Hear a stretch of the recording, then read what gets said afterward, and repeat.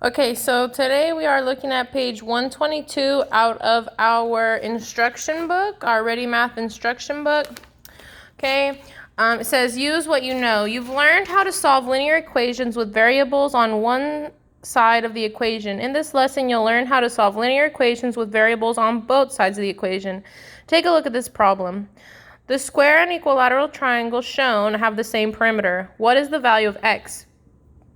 So the same is a synonym for equal. So they're saying that the perimeters of this square and triangle are equal, the perimeters.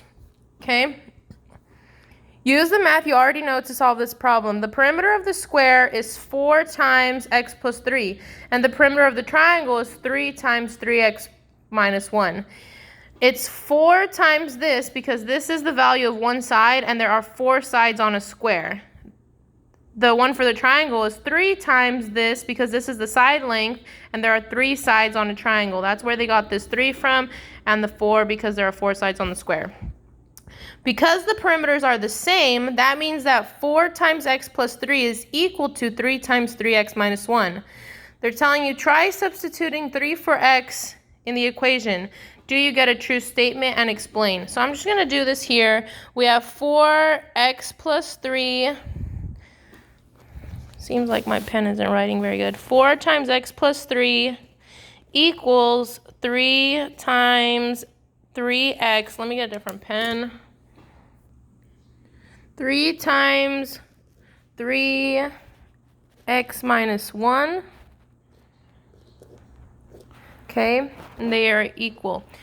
There are 2 different ways we could do this problem. One way is we could use the distributive property to distribute the 4 to both the x and the 3, and the same with the other side. Or we can just simply plug in the 3 right now. So let's try just plugging in the 3 because they're telling us to substitute 3 for x. So x equals 3 for this problem. So we're going to plug in 3 for x.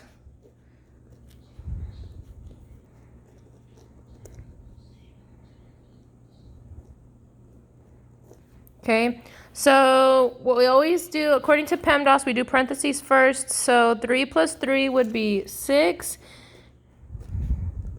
And then same thing here, 3 times 3 would be 9. And then we would have minus 1, so 9 minus 1 is 8. And then we have 3. 4 times 6 is 24. And 3 times 8 is also 24, so we have 24 equals 24. So they say, do you get a true statement? I will say, yes, we do get a true statement. Yes, 24 equals 24. This is a true statement.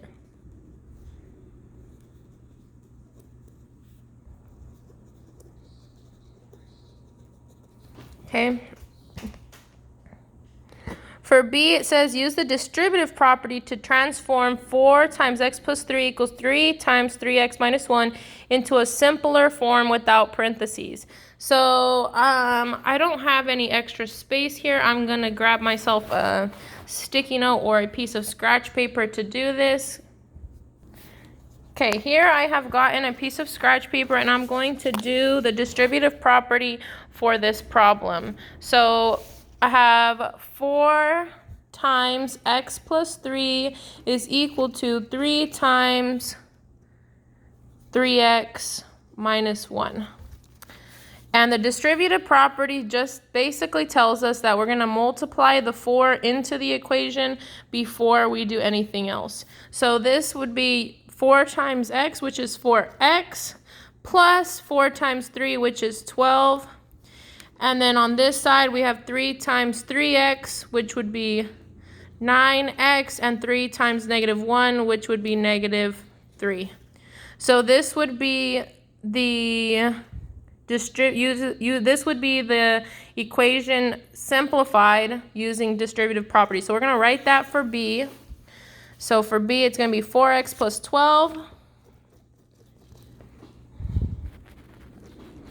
equals 9x minus 3. For C, substitute 3 for x in your new equation. Do you get a true statement? So if I have 4x plus 12 equals 9x minus 3. I'm going to plug in 3 for x. That's what they're asking me to do. 9 times 3 minus 3. So 4 times 3 would be 12. Bring down my plus 12. 9 times 3 is 27. Bring down the minus 3. 12 plus 12 is 24. 27 minus 3 is also 24. So 24 is equal to 24. Then it says, do you get a true statement and explain? I would say yes. 24 equals 24. This is a true statement.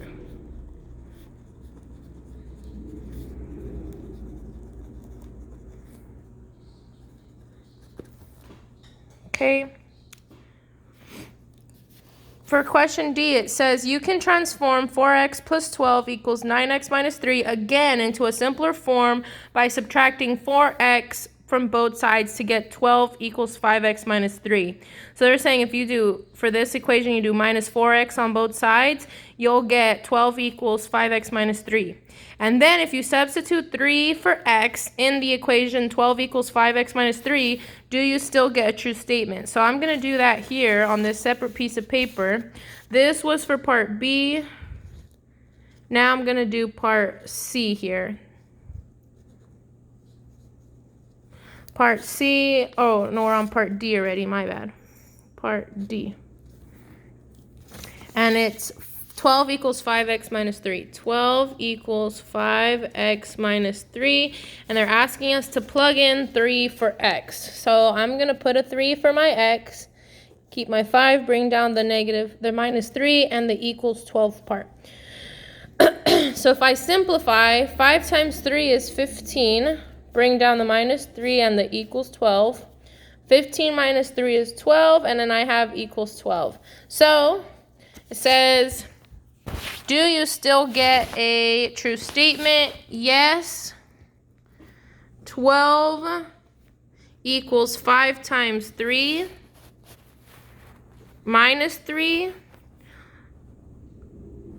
And then 12 equals 15 minus 3, because these are the steps we did, so we're going to write them down. And then 12 equals 12.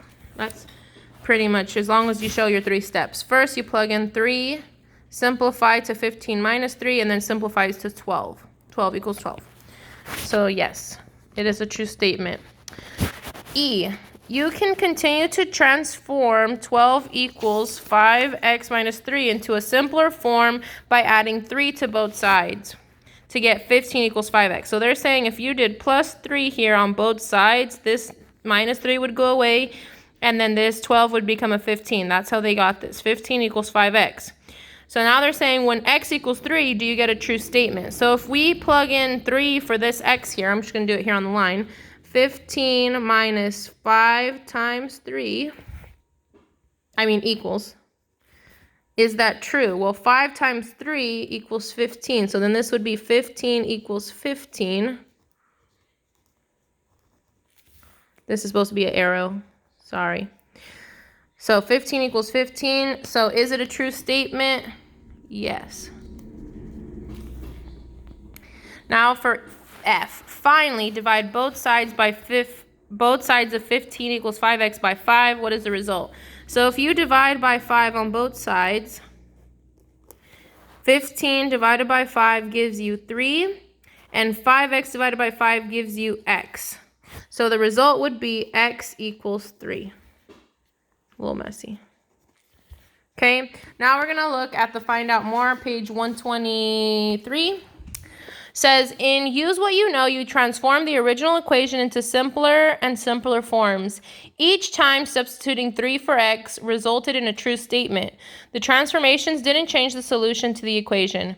You transform equations to get the form x equals a because that gives you the solution to the equation you started with. You can add and subtract variables from both sides of the equation just as you do with constants. Look at a step-by-step solution of 4 times x plus 3 equals 3 times 3x minus 1. So here they did the distributive property like we did on part B, where they multiplied in like this. And then they got 4x plus 12, because 4 times x is 4x. 4 times 3 is 12. 3 times 3x is 9x. And then 3 times -1 is -3. Then they subtracted 4x from both sides so that they could get their x's together. And that left them with 12 equals 5x minus 3. The goal is to get your x by itself, so they're going to add 3 on both sides. That gives them 15 here, and this 3 and this -3 and +3 cancel out, and that leaves only 5x on this side. Then they divided by 5 on both sides so that they could get this x by itself. And remember, we're doing inverse operation, so this 5 is being multiplied times x. That's why we're dividing, because inverse operations undo themselves. And then that gave them x equals 3. So there's more than one way to solve this problem. They still did the distributive property, but when they got to the x's, rather than subtracting 4x to both sides, they subtracted the 9x over here, which gave them -5x plus 12 equals -3, because they brought down the -3, and then they brought down the plus 12. Then they subtracted 12 on both sides to get this 5x by itself. The 12's canceled out, and -3 minus 12 gives you -15. They brought down the -5x. Again, our goal is to get this x by itself. So in order to undo multiplication, we have to divide by -5 on both sides, and that gives you x equals 3. So regardless of how they did it, they still got the answer x equals 3 using the simplifying each step, and also they started by using distributive property. So how do you solve multi-step equations that have variables on both sides? You want to transform the equation into simpler and simpler forms.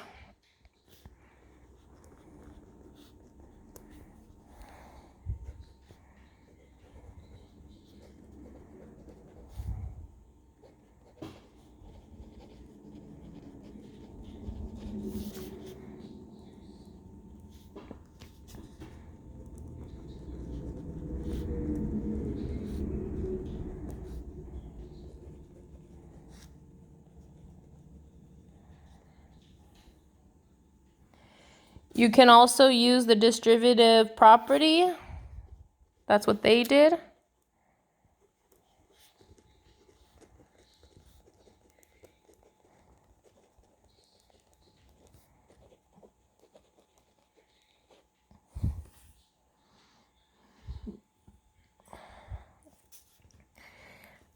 And, well, we don't want to start a sentence with and.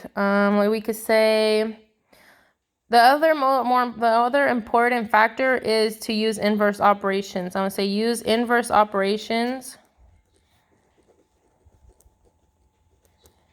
to simplify the equation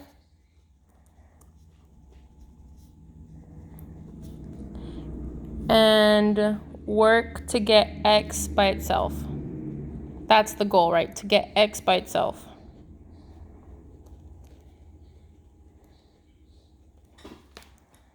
Okay, now that we've gone over pages 122 and 123 in our instruction book, I want you guys to get out your practice book. We're going to be looking at practice book pages 141 and 142 today. Okay, in today's class session this morning, I went over page 141 and I did some of these problems with you guys, so I'm going to go ahead and do that here so that you have a video reference of what we went over this morning. So on page 141, it says, study the example problem showing how to write equivalent expressions, then solve problems 1 through 10. Example, the lengths of the sides of an equilateral triangle are shown. Write 2 different expressions for the perimeter of the triangle. So expression 1, they said find the sum of both sides. So you can, if these all are the same, you can add these all up. D plus 5 plus D plus 5 plus D plus 5 will give you the perimeter. So that's what they did here. And then expression 2, they said multiply the side length by 3. Because all 3 sides are the same expression, or represented by the same expression, you can multiply this expression times 3 because there are 3 sides. So that's the second way of doing it. For number 1, they say simplify expression number 1. So we can do that. I'll do that here on the side. So d plus 5, and we have the parentheses, plus d plus 5 plus d plus 5. Because this is all addition, these parentheses are really not needed, and we can use the associative property of addition to move these variables and values of 5 around. So what I think we should do is to gather our variables together. So we have d plus d plus d, and then we can put our 5s together, 5 plus 5 plus 5. That would be using the associative property of addition. So now that we have our d's together and our 5s together, there is 1d, 2d, 3d's. So d plus d plus d is equivalent to 3d. And then we have 5 plus 5 plus 5, which is equivalent to 15. So for number 1, where it says to simplify expression number 1, I think 3d plus 15 is as simple as it's going to get. So let me double check my answer key. Yes, they have also simplified it to 3d plus 15. So that's what we're going to write here. 3d plus 15. Oops. 3d plus 15. And our work is shown here. I'm going to just put 1. That's our work for number 1. For number 2, it says simplify expression number 2. So I'm going to do that over here as well. We have 3 times d plus 5. And in this case, we can use the distributive property like we did in today's lesson to multiply and simplify this. So 3 times d would be 3d, and then 5 times 3 would be 15, and that's positive, so we'll just keep that. And then that's what we got. So we got the same thing. We did it 2 different ways, and we got the same expression, 3d plus 15. Okay, for number 3, what do you notice about the simplified expressions in problems 1 and 2? Well, if we look at them, 3d plus 15 and 3d plus 15, you can see that they are equivalent. So both expressions, oops, I wrote the wrong word here. Expressions are equivalent.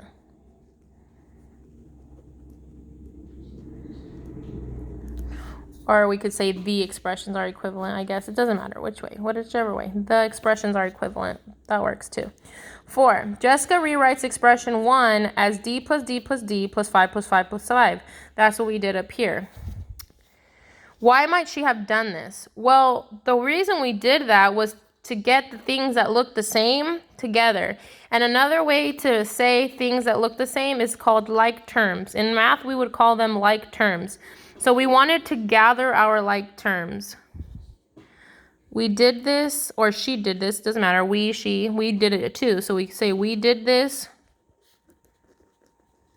to gather like terms. And we used the associative property of addition to do that, so I'm going to write that as well. We used the associative property of addition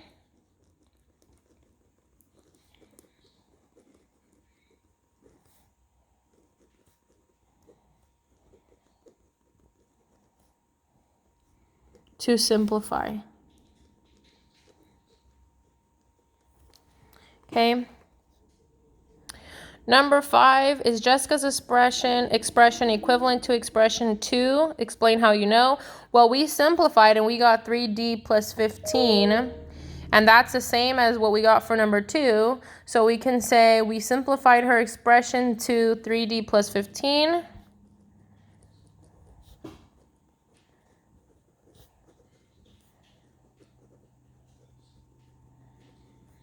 To 3d plus 15, which is the same as the expression which is the same as expression number 2. Or we could say the simplified version of expression number 2. So which is the same as the simplified version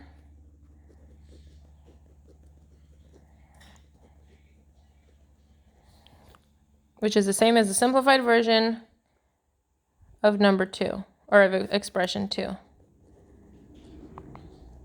of expression 2 in number 2. Something like that, because that's the same thing. It's up here, number 2. Okay, so for today's assignment, you guys are going to complete page 142. Feel free to email me or message me if you have any questions from that page, or if there's anything you want me to clarify from today's lesson, let me know. Otherwise, have a great day.